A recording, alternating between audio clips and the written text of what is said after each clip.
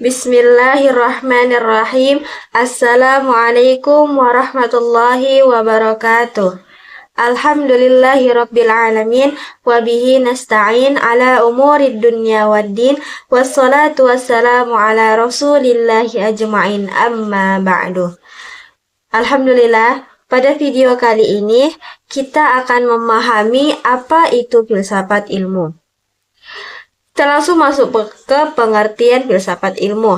Filsafat ilmu adalah cabang pemikiran filsafat yang mempelajari hakikat ilmu dengan cara menelaah secara kritis berbagai aspek ilmu dan kaitannya dengan kehidupan manusia.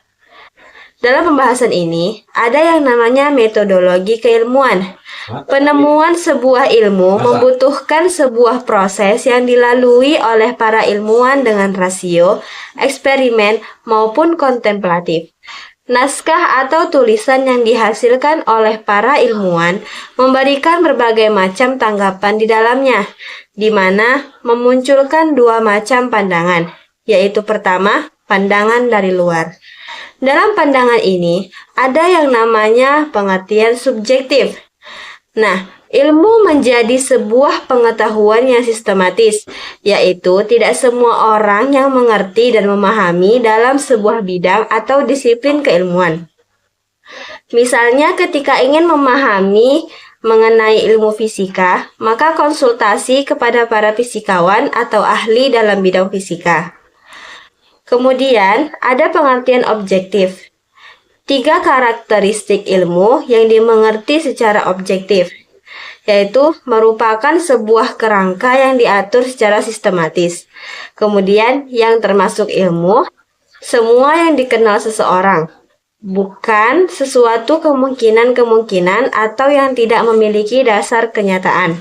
Kemudian, ilmu merupakan karya sosial, hanya kalimat atau rumusan yang diobjektivisasi saja yang dapat digolongkan sebagai ilmiah. Kemudian ada pandangan dari luar, dari dalam. Adalah suatu kegiatan keilmuan yang dapat dilaksanakan dengan bersikap lebih reseptif dan bersikap lebih aktif.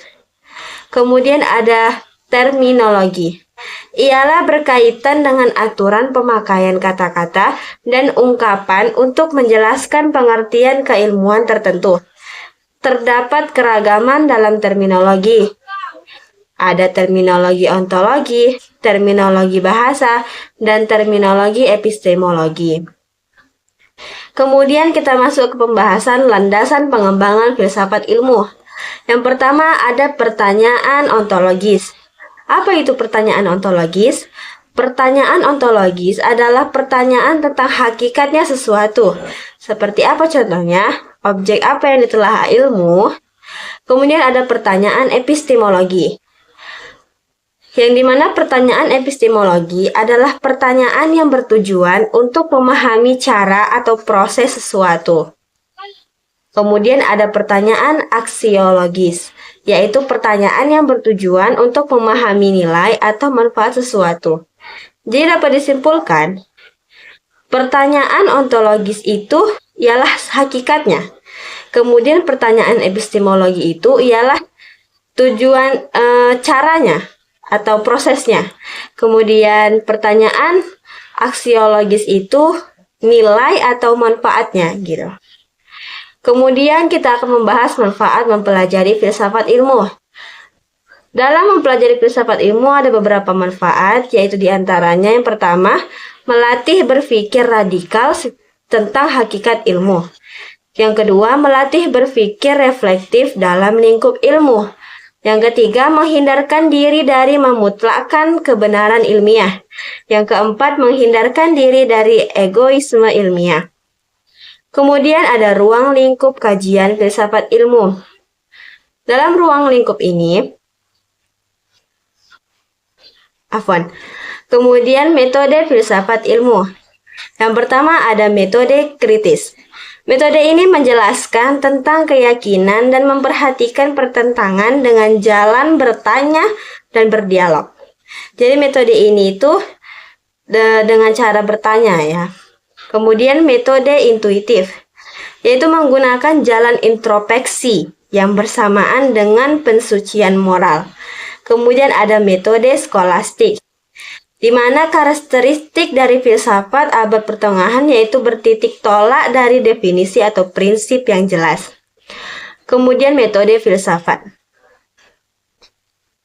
dideduksikan secara matematis, segala pengertian yang ada ditarik secara parsial sehingga diketahui secara jelas. Kemudian yang kelima, metode geometri. Semua pengertian atau ide dalam introspeksi dibandingkan dengan karavan dan kemudian disusun bersama secara geometris. Kemudian ada metode transdental. Dengan jalan analisis yang menyelidiki syarat-syarat a priori bagi pengertian yang sedemikian rumit dan kompleks. Kemudian metode fenomenologis, menjelaskan dengan jalan beberapa pemotongan sistematis, refleksi atas fenomena dalam kesadaran sehingga mencapai penglihatan yang murni.